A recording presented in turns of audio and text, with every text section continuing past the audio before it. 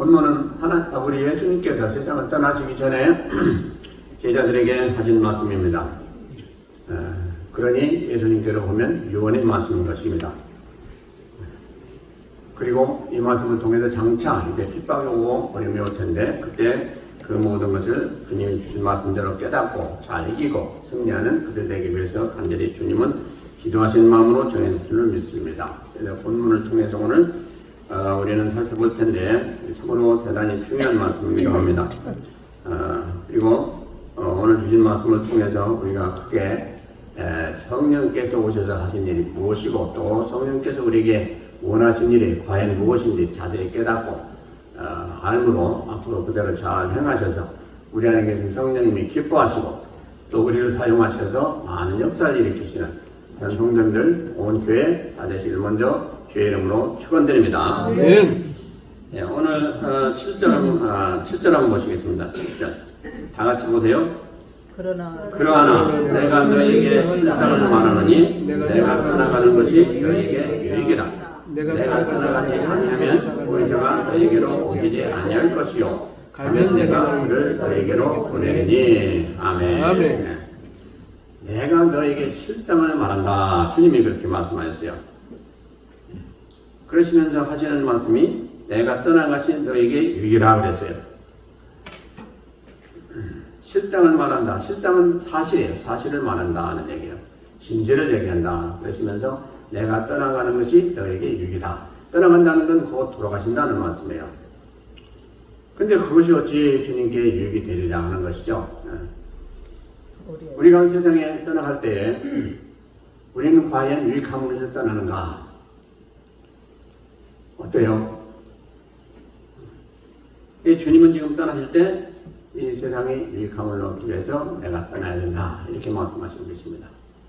자, 그러시면서 내가 떠나지 아니하면 보혜사 성령께서 오시지 않기 때문이다. 이렇게 간단히 말씀하셨어요.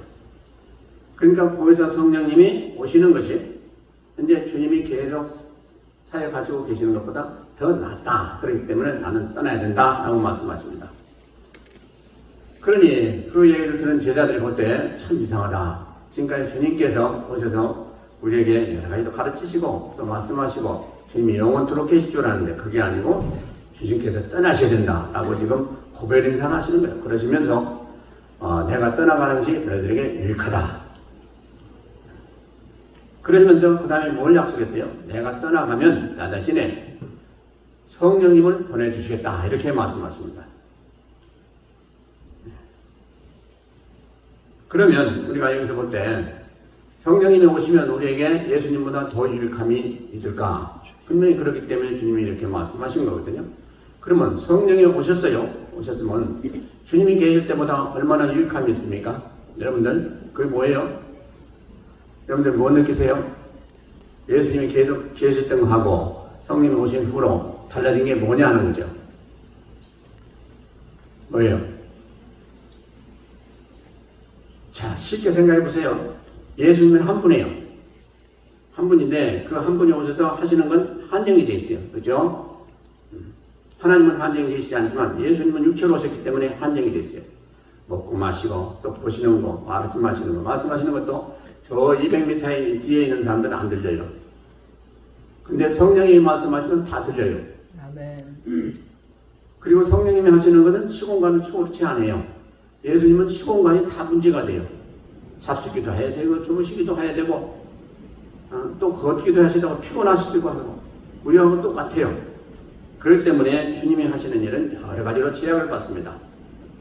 그래서 주님이 오시면 이제 성령이 오시면 성령께서 뭘 하신다고 그래서요? 가장 중요한 말씀을 지금 하시는데 그가 와서 죄에 대하여 의에 대하여 심판에 대하여 세상을 책망하시리라고 8절에서 말씀하시고 계세요. 자, 우리 주님이 계속 계셨다면 우리가 너무 힘들었을 거예요. 왜냐니까 항상 주님께서 가서 여쭤보고 주님 이건 어떻게 해야 됩니까? 어떻게 됩니까? 하고 또 주님은 말씀하시고 주님이 그야말로 산상수훈에 말씀하셨지만 생각해보세요.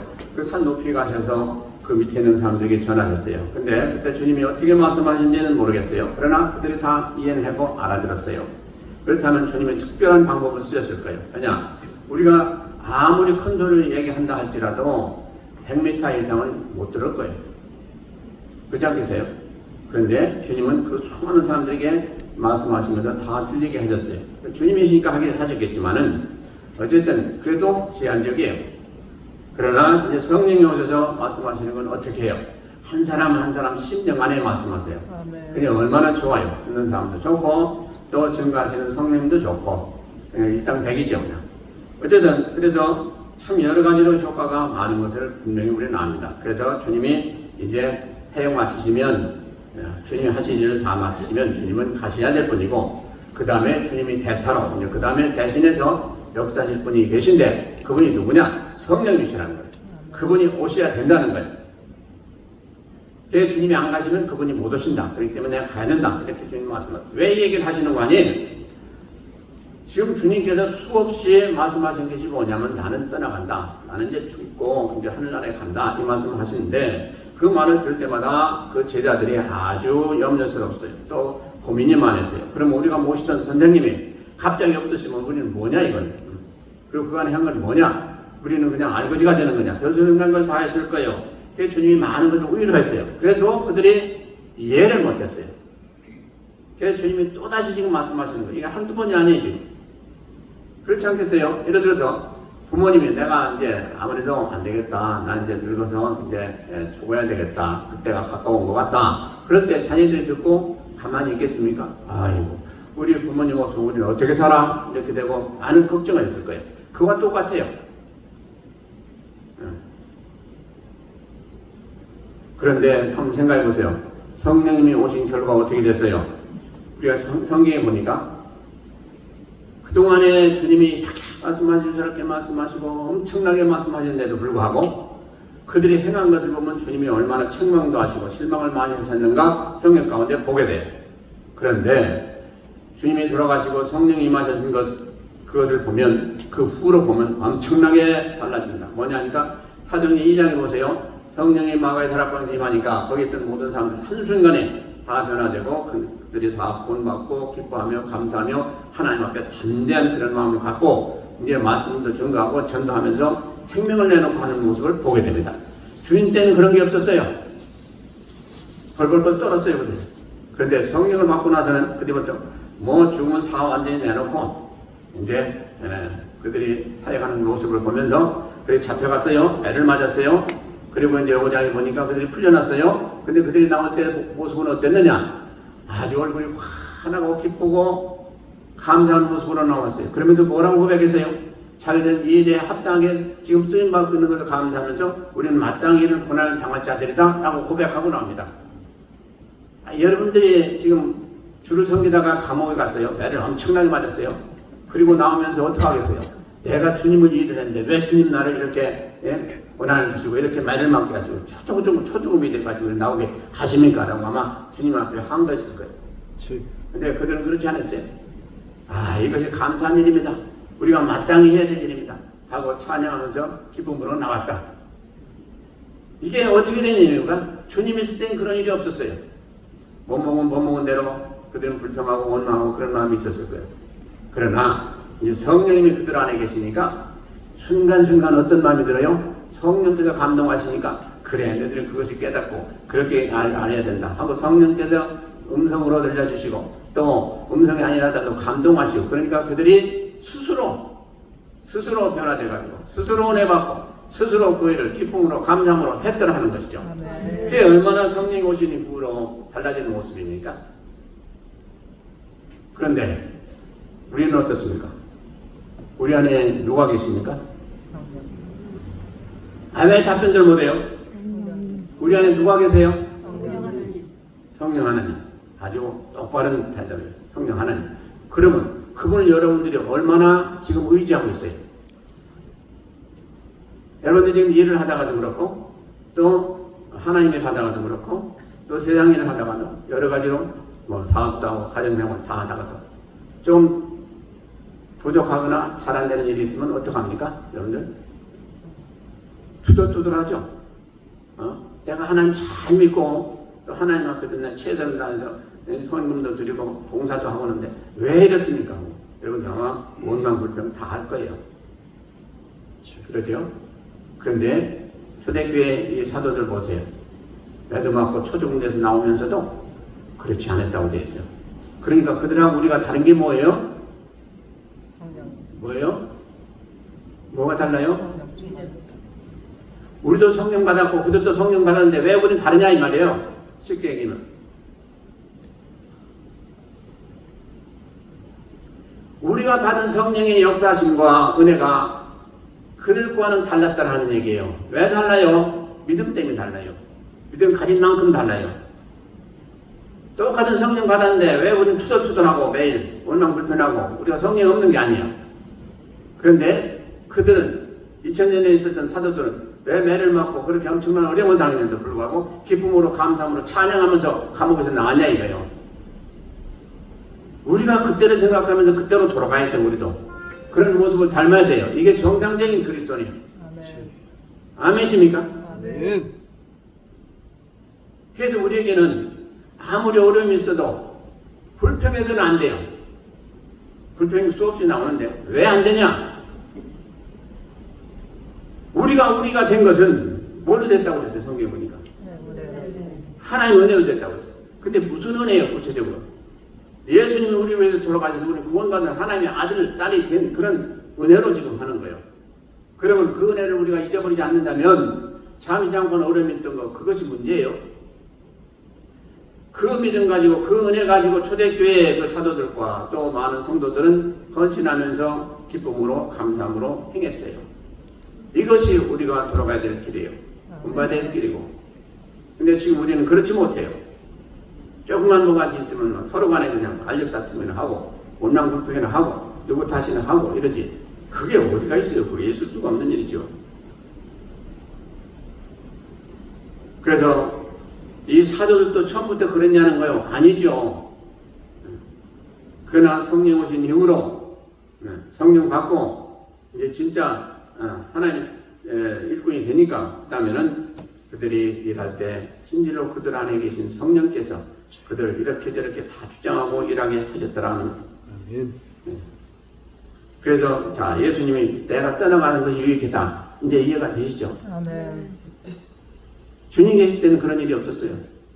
그러나 떠나고 나서 그들이 성령 받고 나서는 이렇게 완전히 변화됐어요. 그래서 성령 강림 사건은 엄청난 일이에요. 우리는 그 이후로 지금 현재 우리가 아담보다도 훨씬 훌륭한 사람들이에요.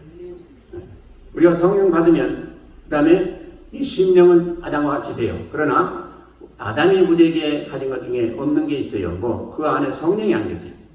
그냥 본래 하나님께서 하나님 형상으로 지음받았을 뿐이지 우리는 뭐요? 하나님 형상으로 지음받았고 거기에 플러스 하나님의 그 영이 그러니까 성령 하나님이 우리와 항상 함께 하시는 그런 존재가 되었단 말이에요. 네. 그러니 이것보다 더 복 있는 게 어디 있어요?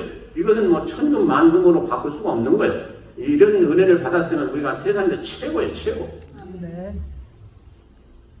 이 세상에 그간에 살았던 모든 사람들보다 우리는 엄청나게 귀한 그런 존재들이 다 되었다는 거예요. 아멘. 우리가 그때 모세도 그렇고 아론도 그렇고 뭐 기라산 같은 그 선지자들 또 왕 뭐 데이비드고 다 있잖아요. 근데 우리 실상을 따져보면 그들은 우리만 못해요. 자 왕도요 어떻게 했어요? 왕노릇 할 때까지 성령이 구원받았고 그 다음에는 다 거둬가셨어요. 선지자도 마찬가지예요. 그러나 우리는 영원토록 하나님이 우리에게 임재하신 이후로 계시겠다고 그랬어요. 아멘. 그러니 우리와 그들은 천지 차이예요. 그런데도 불구하고 이런 엄청난 특권을 가지고 살면서도 왜 두려워하고 왜 하나님 앞에 원망 불평하고 사냐. 이것을 따져 생각해보면 우리는 참으로 하나님 앞에 면목이 없는 존재들이에요. 그래서 바로 주님이 이 말씀을 하신 거예요. 내가 가는 것이 유익이다. 하나님이 뭐 모르겠어요. 그런데 그 다음에 8절에 보니까 그가 와서 성령이 오시면 죄에 대하여 의에 대하여 심판에 대하여 세상을 책망하시리라 그랬어요. 주님이 오시면 죄에 대하여 의에 대하여 심판에 대해서 세상을 책망하신다. 책망한다는 것은 야단치신다는 얘기죠. 왜 그러냐? 그렇게 하지 않고 있기 때문에 올바로 하지 있지 않기 때문에 성령께서 오셔서 야단을 치시고 책망하신다 이렇게 되어 있어요. 그러면서 이제 9절에 보면 제대하라 하면 저희가 나를 믿지 아니하며 그랬어요. 첫째, 뭐에 대해서 책망하신다? 죄에 대해서, 죄에 대해서. 그러고 보면요, 우리가 살아가면서 참 문제가 되는 게 뭐냐니까 죄예요, 죄. 우리가 가지지 못한 것도 아니고 잘못난 것도 아니고 우리가 못된 것도 아니고 그런 게 다 문제. 제일 중요한 게 뭐예요? 죄예요, 죄. 그래서 우리는 그 세상 사람들 얘기해요. 우리가 전도할 때 우리는 다 죄인입니다. 왜 우리가 죄인입니까? 뭐 화를 내는 경우 있어요. 내가 성실하게 잘 사는데 왜 죄인이냐? 몰라서 그렇죠. 그러니까 우리 이해하고 네, 그래요. 앞으로 더 잘 살자는 말입니다. 그러니까 한번 나오세요. 이렇게 하면 자, 죄인이다, 죄인. 우리가 이 자신에 대해 첫째 알아야 되는데 그게 뭐냐? 첫째로 우리는 죄인이다. 죄인은 어떻게 돼야 돼요? 죽어야 돼요. 죽는데 그냥 죽는 게 아니고 영원히 죽는 존재가 죄인이에요. 왜냐? 죄의 정의가 뭐예요? 죄가 정의가 뭡니까? 사망. 성경대로 해보세요. 성경대로. 하나님을 믿지 않는 것이 죄예요. 이게 아주 딱 부러지게 말씀하신 거예요. 하나님을 믿지 않는 것이 죄다. 아주 그러니까 아무리 대통령이라 해도 아무리 왕이라 해도 하나님을 믿지 않는 그런 대통령이라면 죄인이에요. 죄인이 어떻게 나라를 다스려요? 참 그런 걸 보면 안 되는 거죠. 그래서 누구든지 지도자는 진실로 하나님의 자녀가 되어야 되는 이유가 바로 거기에 있는 것입니다. 왜냐하니까 죄인이 나라를 다스린다면 하나님이 죄인과 함께 하시겠어요? 그러니까 참 중요한 얘기죠. 그래서 하나님을 믿지 않는 것인데 구체적으로 예수님을 믿지 않는 것. 근데 예수님이 믿지 않는다는 게 구체적으로 뭐예요? 그게 예수님이 나를 위해서 오셔서 나의 죄짐을 지시고 십자가에 돌아가심으로 내가 그분을 믿기만 하면 그분이 피공로로 인해서 제사함 받고 하나님의 아들, 딸이 되는 그것을 믿는 것이 우리의 십자가의 도예요. 근데 이것을 세상 사람들은 모른단 말이에요. 그러면 우리를 구원하신 분이 왜 돌아가셔야 되냐, 왜 죽어야 되냐, 죽지 않고 살아서 우리를 구원하면 또 의미가 있겠지만 그게 아니고 왜 우리를 돌아가야 되냐 이런 얘기를 할 때가 있는데 그건 잘 몰라서 그렇죠. 근데 우리 믿는 자들도 그런 얘기를 하는 사람들이 있어요. 몰라도 보통 보는 게 아니고 그분이 돌아가신 것은 우리가 죽을 것을 대신해서 돌아가셨다 이거죠. 그러니 우리가 얼마나 감사하냐 이거죠. 그런데 그 공로를 모르고 엉뚱한 얘기를 하는 사람들이 있어요. 그래서 우리가 예수님이 어떠신 분이냐 하는 것을 철두철미하게 알아야 돼요. 그래서 우리는 신앙생활 할 때 예수님 없이는 아무것도 아니에요. 또 그분과 그런 관계가 없으면 우리는 신앙생활을 완전히 헛것으로 하는 거예요. 항상 우리 안에 살아계신 주님이 우리와 지금 함께 하시는데 그분이 누구냐? 성령이에요. 성령님이나 예수님이나 똑같은 분이에요. 그러니까 예수님이 돌아가셨지만 부활승천하셔서 하나님 보좌 우편에 계시고 이제 주님이 말씀하신 대로 내가 가면 나 대신에 성령님을 보내주시겠다 약속하셨고 또 성령님은 누구시냐? 하나님으로부터 나오는 영이다. 그러니까 똑같은 분이다. 그래서 그분이 오셔서 우리를 지금 주장하시고 우리를 지금 도우셔서 신앙생활 잘 할 수 있도록 해주시는 분이다. 그래서 지금은 어떤 시대예요? 성령 시대예요. 성령 시대. 어떤 분보다도 세 분 하나님이 계시지만 어떤 분보다도 성령님께 여러분들은 인정을 받으셔야 돼요. 그리고 모든 것이 다 그분을 통해서 해야 되는 일이므로 그분에게 감사하시면서 그분에게 참으로 우리가 잘 보여야 돼요. 성령님은 우리 안에 계셔서 우리를 항상 감동하시고 깨닫게 하시고 도우시고 인도하시고 보호하시고 하신 모든 일들 하신 분이 바로 성령님이에요. 그리고 우리가 위험에 처하든지 돈이 없든지 건강치 못하든지 무슨 일이 있든지 성령님께 항상 구해야 돼요. 그분은 전지전능하시고 다 아세요. 다 가졌습니다. 그래서 그분이 우리에게 도와주시게 되어 있어요. 그런데 우리가 세상을 살아가면서 내 기도는 왜 안 들어주는데 왜 저분 기도는 그렇게 잘 들어주십니까? 할 때가 있어요. 그럼 우리는 다른 거 생각할 거 없어요. 그분은 나보다도 성령 충만하구나. 그렇게 생각하면 심플해요. 그리고 우리가 세상을 살아가면서 같은 그 가정 안에서도 부모님이 세 자녀가 있던 두 자녀가 있을 때 한 자는 더 잘해주시고 어떤 자는 좀 덜하게 주시는 그런 경우가 있어요. 뭐 어쩔 수 없어요. 부모를 하더라도. 그럼 뭐예요? 예. 왜 그래요? 한 자녀는 부모만 잘 듣고 순종하고 그래서 항상 부모한테 기쁨을 주고 즐거움을 주고 하는 자녀가면 한 자녀는 계속 말썽을 피우고 있다. 그럼 누구를 더 사랑하겠어요? 당연히 정이 가는 게 누구예요? 잘하는 자에게 정이 가게 돼 있어. 그러니까 우리가 하나님 앞에 다 하나님 자녀로서 지금 살아가고 있어요. 다 성령 받고 거듭나서 하나님 자녀로 살아가고 있어요. 근데 어떤 자녀는 기도해도 확 기도 응답이 없는데 어떤 자녀는 금방 기도 응답 받네. 왜 그래요? 그거 다 하나님 은혜예요. 그러니까 그건 그만큼 빨리 응답 받을 수 있는 하나님의 은총이 있기 때문에 받는 거예요. 그러니까 우리가 응답을 늦게 받는다, 잘 못 받는다, 그러면 뭔가 우리가 좀 심각하게 생각해 봐야 돼요. 하나님이 과연 나를 이 정도밖에 인정 안 하시는구나. 그리고 여러분들이 첫째 해야 될 일은 뭐예요? 회개해야 돼요. 왜? 우리가 잘 몰라도 회개해야 돼요. 하나님은 분명히 이유가 계세요. 우리가 잘 몰라서 그렇지. 그러면 그 문제만 해결되면 거기도 통로가 쫙 열려가지고 우리가 무슨 기도도 하든지 그거 응답하시게 되어 있어요. 그러니까 부족한 건 우리에게 있어서 그런데 우리는 때때로 하나님께 돌려요. 그거 참 불순한 거예요. 불경한 거고. 그래서는 안 돼. 우리 항상 우리 자신을 살펴봐야 돼. 그래서 이렇게 주님이 오셔서 제일 먼저 하시는 건 뭐예요? 죄요. 그러니까 우리가 성령 충만치 못한 것도 죄요. 왜? 성령 충만함을 이미 하나님은 주셨는데 우리가 거듭날 때 보면 누구나 다 성령 충만한 가운데 거듭납니다. 여러분들 다 그러셨잖아요.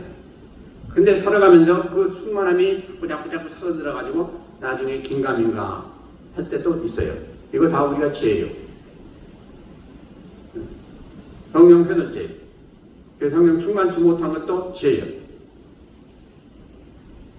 그러므로 회개하고 주님 앞에 기도해야 돼요.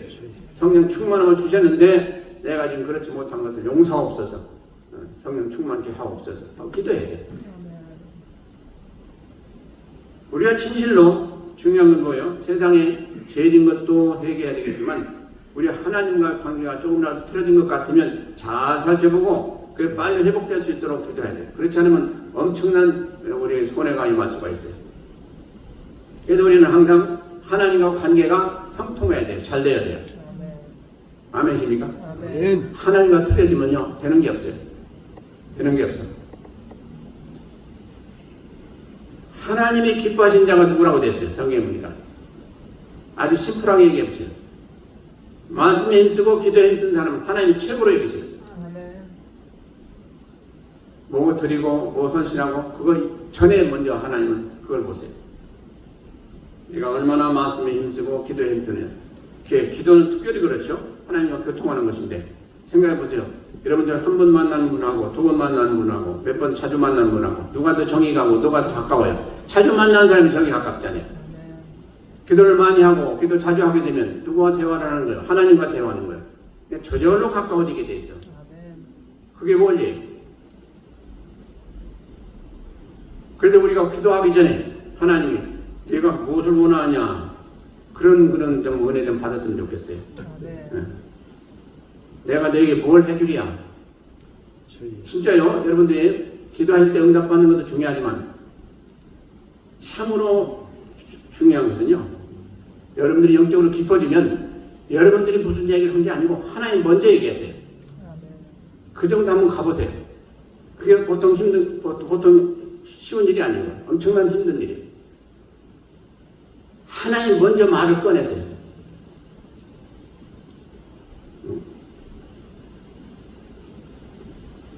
그렇게 하나님 인정하셔야 돼요. 어쨌든 하나님과 그렇게 말씀 안에서 교통하시고 또 기도 가운데 교통하면 하나님 못 주실 게 없어요. 안 주시는 것도 없고. 그렇게 되시길 주의 이름으로 축원드립니다. 근데 그걸 누가 하시는 거냐? 그게 바로 성령님이 하신다는 얘기예요. 그러니까 이 성령님이 얼마나 중요한가 알 수가 없어요. 근데 오늘 구절 보니까 죄에 대해 책망한다. 근데 죄는 뭡니까? 우리가 아까도 말씀드려도 하나님을 믿지 않는 것이 죄인데 하나님을 믿지 않으면 뭘 해요? 세상적으로 살아요. 내 마음 내 뜻대로 살아요. 그래서 세상 사람들이 무서운 거예요. 뭐냐? 그들은 물불을 가리지 않고 자기 마음대로 하기 때문에 누가 제어할 사람이 없어요. 그래서 그들은 감옥 가면 거기서 이제 제어를 해요. 그런데 우리는 누가 제어를 하시냐? 성령 받는 우리들은 우리가 잘못하면 하나님이 제어를 하세요. 성령께서 우리를 깨닫게 하시고 우리 그거 안 된다 이렇게 성령께서 말씀하시고 우리를 깨달음을 주세요. 그러니 우리는 얼마나 복된 존재들이에요. 우리가 잘못할 때 그것을 잘못한 걸 깨닫게 하고 그것을 못하게 하고 제어를 하는 그런 그 제어 장치가 있으면 얼마나 좋겠어요. 믿지 않은 사람들은 그게 없어요. 그래가지고 한 번 죄를 지면 그 다음에 또 좀 더 큰 죄를 짓게 돼요. 그 다음에 더 짓고 그러다가 어디 가요?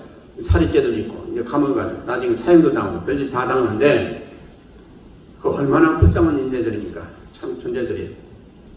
그러나 우리는 그렇지가 않죠. 처음에 죄를 지면 하나님은 우리에게 금방 신호를 보내십니다. 내가 죄졌다.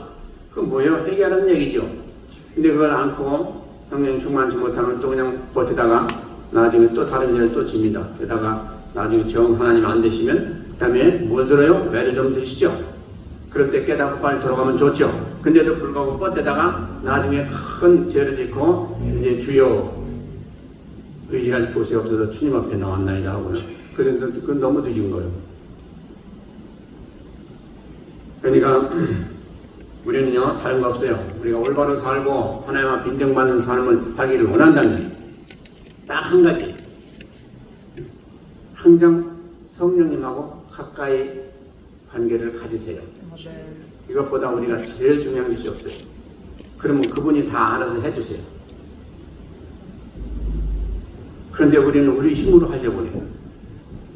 그러지 마시고 아침에 일어나서부터 오늘도 하루를 사는데 주 성령님이시여 내 안에 함께 하시는 주님께서 나를 감동하시고 깨닫게 하시고 도와주셔서 올바로 살고 말씀하여 살고 오늘 또 모든 범사에 우리 좀 힘주셔서 잘 감당할 수 있도록 도와주세요 하시고 나가시다 이 말이에요. 새벽 기도 오신 분들이 참 그래 좋은 거죠. 새벽에 와가지고 간구하고 그리고 이제 힘을 얻어서 재충만 받아서 그리고 나가서 일을 하니 안 될 일이 뭐가 있습니까?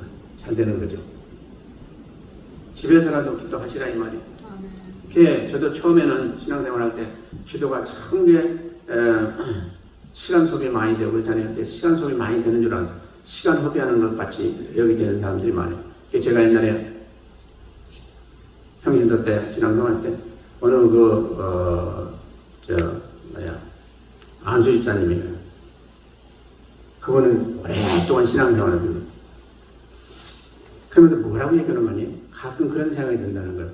이 기도가 너무 시간 소비하는 것 같은 그런 생각이 든다는 거예요. 그래서 내가 깜짝 놀랐어요. 그러시면 안 되죠. 기도만큼 더 모든 것을 효과적으로 잘 할 수 있는 길이 어디가 있습니까? 어제가 한 말이 있는데 기도를요 이 신앙생활을 오래 하신 분들도 시간 소비하는 것 같이 여기시는 분들이 많이 있다는 사실이에요. 그래서 새벽 예배에 나오시는 걸 별로 좋아하지 않으신단 말이에요. 새벽 예배에 나오시면 얼마나 힘들어요. 일찍 일어나야죠. 차 타고 가야죠. 여기서 기도해야죠. 예배 드려야 돼요. 이거 보통 일이 아니에요. 집에 들어가면 2-3시간 덕분이 다 걸려요. 그러니까 그런 얘기를 해요. 그런 분들이 체험이 없어서 그래요. 신앙생활 하면서 와서 기도할 때 하나님이 은혜 주시고 우리 문제도 해결해 주시고 그런 일을 다 체험했으면 그런 일이 없겠죠.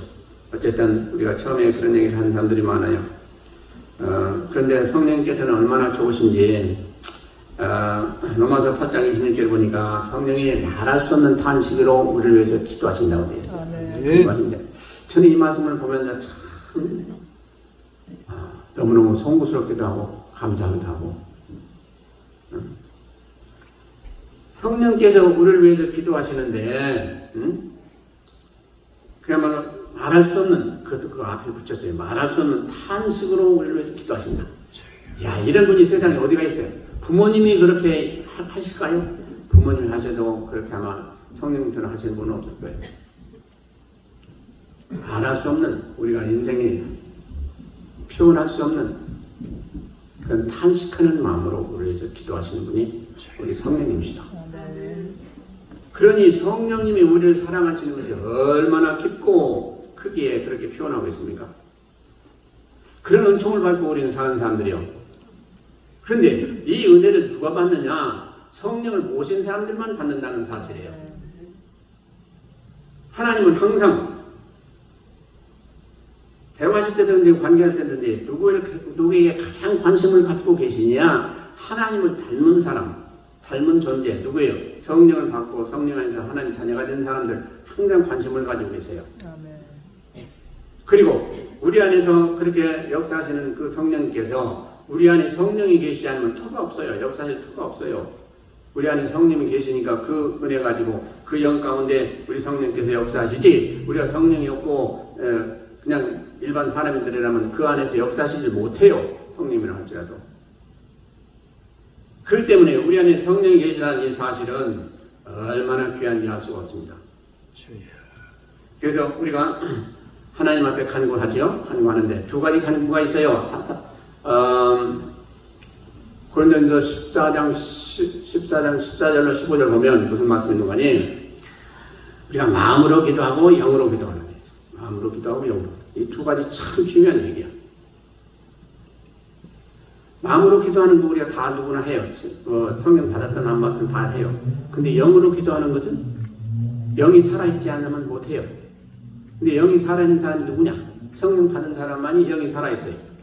우리는 영이 살아있는 사람들이에요. 그래서 무슨 기도를 해야 되냐? 마음으로, 성령으로, 그러니까 영으로 다 기도해야 돼요. 이게 중요한 거예요. 마음으로 기도하는 것은 우리가 마음으로 깨닫는 차원에서 기도해요. 근데 마음으로 깨닫는 기도하는 차원은 아주 겉에 기도밖에 안 돼요. 겉모습밖에 안 돼요. 깊이 들어가지 못해요.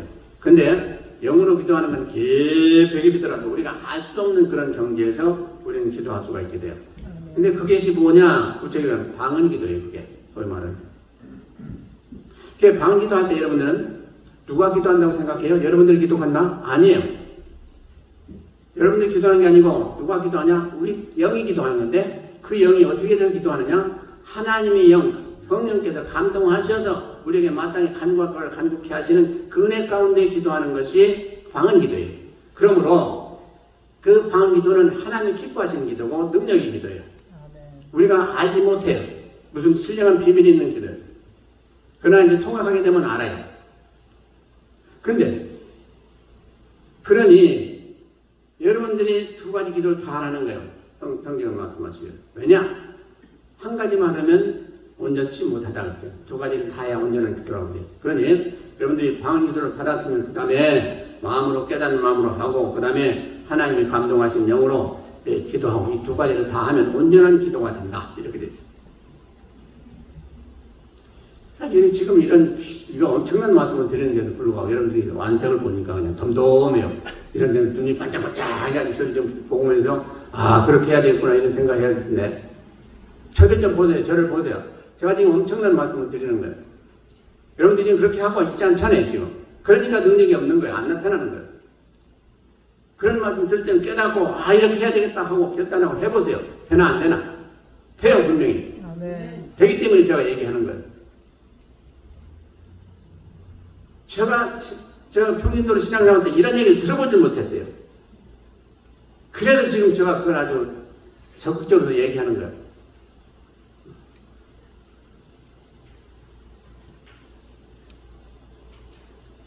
말씀을 전할 때든지 성경 말씀을 해석할 때든지 그 은혜를 받은 사람만이 그 정도 할 수가 있는 거예요. 잘 못해요. 제가 자랑하는 게 아니에요. 제가 산전수전 다 겪으면 다 해봤어요. 그래서 엑기스만 여러분들한테 전했는데 그게 얼마나 감사한지 여러분들이 좀 알아야 돼요. 그렇게 하면 여러분들이 점프를 하게 돼 있어요. 신앙생활도 그렇고 영역도 그렇고 점프를 하게 되는데 그걸 여러분들이 그렇게 깊이 깨닫지를 않는 것 같아요. 그 다음에 9절에 제대하라면 저희가 나를 믿지 아니하며 그랬어요. 이게 여기 했었죠? 참. 그 다음에 8절이에요. 8절. 9절. 10절. 의에 대하라면 내가 아버지께로 가니 너희가 다시 나를 보지 못하며 의에 대하라면 내가 아버지께로 가니 너희가 다시 나를 보지 못하며 이 말씀이 뭔지 한번 또 누가 설명해 보시겠어요? 응? 의에 대하라면 우리가 다 의로운 사람인데 내가 아버지께로 가니 너희가 다시 나를 보지 못하며. 그러니까 쉽게 얘기하면 이렇습니다. 의인은 하나님께로 갈 수 있는 사람이 의인이에요. 우리가 아무리 의인이라고 자처해도 하나님 앞에 가지 못하면 의인이 아니에요. 의인은 반드시 증거가 있는데 뭐냐? 하나님 앞에 갈 수 있는 사람이다. 다시 얘기하면 죽어서 하나님 앞에 곧 하늘나라에 갈 수 있는 사람이 의인이다. 그러면 그 다음에 하늘나라에 가지 못한 사람은 누구냐? 악인이다. 죄인이다. 그런 말씀입니다. 그래서 우리가 죽으면 분명하게 두 군데로 갈라지게 돼 있어요. 믿지 않은 사람은 저 밑으로 가고 믿는 사람은 아버지께로 가고. 이게 평범한 말씀 같지만 그렇지 않습니다. 대단히 중요한 거예요. 그래서 의로 오신 분이 누구냐? 예수님이에요. 예수님. 그래서 그를 믿는 자마다, 예수님을 믿는 자마다 하나님은 우리를 의로운 자라 이렇게 여기신다고 되어 있습니다. 아무리 우리가 의인이 아니라 할지라도 만물을 주장하시고 만물을 지으신 하나님이 너는 의인이다 하면 어느 누가 그 아니라고 할 사람이 없다 이 말이에요. 그렇기 때문에 우리는 하나님이 인정하시는 의인이 되어있다 이 말이에요. 의인도 죄를 져요. 그러면 죄인이 되는 거예요. 그랬다가 어떻게 돼요? 그래도 또 다시 금방 회복해요. 왜? 의인은 하나님이 그냥 안 두시니까 너 죄 졌어 빨리 회개해. 이게 성령님이 하신 일 아니에요. 그래가지고 회개하니까 또 금방 의인 되는 거예요. 그러고 또 그것만이 아니고 우리는 이미 죄를 졌든지 성령으로 거듭난 사람은 죄를 졌든지 안 졌든지 간에 우리는 하나님이 의롭다고 하셨기 때문에 그건 영원토록 효과적인 하나님의 약속이요 말씀이요. 그렇기 때문에 우리는 죄를 져도 의인이야. 이런 거 생각해 보셨어요? 죄를 져도 의인이야 우리는. 세상 사람들은 죄를 안 지면 의인인 줄 아는데 그게 아니고 우리 일단 거듭난 사람들은 죄를 져도 의인이라 이 말이야. 그런 법이 세상에 어디가 있어요? 하나님 법밖에 없어요. 그러니 그 특권을 가지고 살면서 왜 기뻐하지 못하고 왜 감사하지 못해? 네? 누가 우리를 의인이라고 했어? 세상 사람들이. 감옥에 가 있는 사람 보고 누가 의인이라고 했어? 하나님 믿고 감옥에 가 있는 사람, 그 사람은 아직도 하나님 뭐라고 하시냐? 의인이라고 그랬어요. 그런 복을 받고 사는 게 바로 우리예요. 그런데 오늘 말씀 뭐요? 의에 대하라 하면 내가 아버지께로 가니 너희가 다시 나를 보지 못하며. 근데 우리 주님께서 말씀하시기를 의에 대해서 책망하러 오신 분이 바로 성령님이시다 그랬어요. 그러니까 무슨 얘기입니까? 왜 책망을 오셨어요? 하나님께서 우리를 의롭게 만들어주기 위해서 예수님을 보내셔서 돌아가시게 하고 다 일을 이루시고 났는데 왜 이 세상 사람들이 아직도 주를 믿지 못하느냐? 그러니까 의를 다 주시고자 다 준비하시고 그 길을 다 닦아놓으신 하나님께서 다 누구나 의가 되기를, 의로운 사람이 되기를 원하셔서 그렇게 하셨는데 왜 어떤 사람 믿고 의인이 되고 왜 어떤 사람 믿지 않고 의인이 못 됐냐? 이것을 주님은 지금 성령님께서 오셔서 책망하신다는 거예요. 믿지 않는 사람들에게. 왜 저 사람들은 믿고 의인이 됐는데 왜 당신들은 믿지 않고 의인이 되지 못해요? 하고 믿지 않는 자들을 책망하신다는 거예요. 지금 주님께서. 하나님께서 다 주시고도 그걸 하지 않으니 얼마나 하나님이 섭섭해하시고 노하시겠어요. 우리에게도 다 이것저것 주셨어요. 하나님께서 다 주셨어요. 풍성하게 주셨어요. 주님을 주셨다면, 우리 안에 성령님을 주셨다면 그 성령님이 가지고 계신 거 다 같이 주셨다는 얘기예요. 그렇잖아요. 성령님만 그냥 뭐 동그라니 주신 거예요? 아니, 성령님이 소유하신 거 모든 거 다 주신 것 아니에요. 그러니 우리 안에는 없는 게 없다 그렇게 된 거예요. 없는 게 없다. 금은 보화, 이 세상에 뭐 모든 거 다 있다는 얘기예요. 근데 왜 그걸 우리가 못 쓰느냐? 왜 없이 그렇게 빈궁하게 사느냐? 성령님은 일을 안 시킨 거예요, 여러분들이. 일을 안 시킨 거예요. 일을 시키는 게 뭐예요? 기도예요, 기도. 그게. 성령님, 나 이거 필요해요. 이거 주세요. 이게 주님, 시킨다면 좀 뭐 어폐가 있는 건데, 성령님을 일하시게 하신다, 이 말이에요. 그게 기도예요, 그게 기도. 이렇게 쉽게 말씀드려도 이해가 안 되면 더 이상 할 수가 없어요. 그러니까 기도가 그냥 아이고 또 귀찮은 거 하라고 하네 그러지 마시고 진짜 기도는 우리 생명보다 귀한 것이다. 그렇게 여기시고 해보세요. 한번 작심하고 해보세요. 아마 일주일간만 작심하고 하시면 여러분들이 반드시 변화되는 모습을 보시게 될 줄로 믿습니다. 그 다음에 11절에 보세요. 심판에 대하여 하면 이 세상 임금이 심판을 받았습니다. 세상 임금이 누구예요? 왜들 다 입을 그냥 한국인이에요? 저 과십사님 세상 임금이 누구예요? 근데 왜 답변 안 하냐고. 이게 말이 뭔가야 이게 전하는 사람도 힘이 있고 또 여러분들도 다 알아듣는 줄 알고 다음으로 넘어갈 텐데 답변 안 하니까 또 제가 또 설명을 해야 되는 거예요.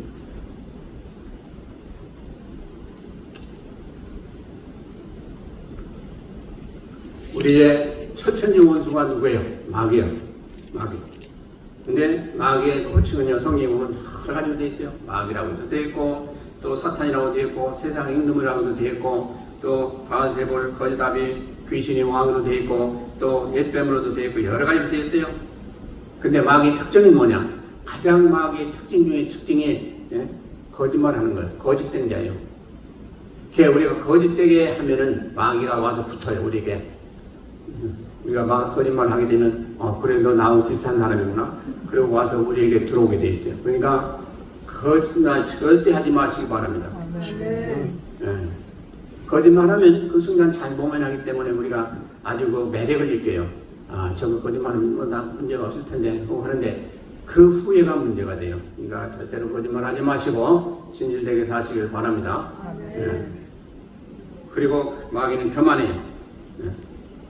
무엇을 하든지 교만하게 해요. 그리고 아주 그에게 술수를 잘 쓰는 것이 마귀의 아주 그냥 주특기예요. 그래서 그런 사람을 보고 저 사람 마귀 닮았다고 그러잖아요. 근데 절대로 그런 말을 들어서는 안 되겠죠. 진실로 하나님을 닮아가지고 진실되고 믿음 안에서 굳건히 서서 올바로 사시는 오늘 성도님들 되시길 바랍니다. 그런데 그러니까 여기서 심판에 대하여는 이 세상 임금이 심판을 받았다. 마귀가 심판을 받았다는 거예요. 근데 마귀가 지금 몇 차례 지금 심판을 받았습니다. 사실은 마귀가 언제 심판받아서 제일 처음에 받은 것이 창세기 3장 15절에서 받았어요. 그렇죠? 하와를 실족해 하고 또 아담도 결국 그 가운데 같이 실족하고 범죄해가지고 인간이 타락해야 된다네요. 그러고 나서 하나님이 이제 심판하실 때 아담에게 이제 하와에게 그 다음에 이제 사단에게 하는데 사단에게 때 뭐라고 했습니까? 여자의 후손이 너희 머리를 상하게 할 것이요. 너는 뭐라고 했어요? 그 다음에 여인의 후손의 발꿈치를 뭐라고 했어요? 상하게 한다고 했죠. 자, 참 이게 귀한 말씀입니다. 머리를 상하면 죽어요. 머리 상해가지고 산 사람 없어요. 죽어요. 발등치는 물려도 그만큼 물려서 고생을 하지만은 죽진 않아요. 그럼 뭡니까? 예수님이 오셔서 여인의 후손이 누구예요? 여인의 후손이 많지만은 결국 나중에 예수님으로 귀결이 되지 않습니까?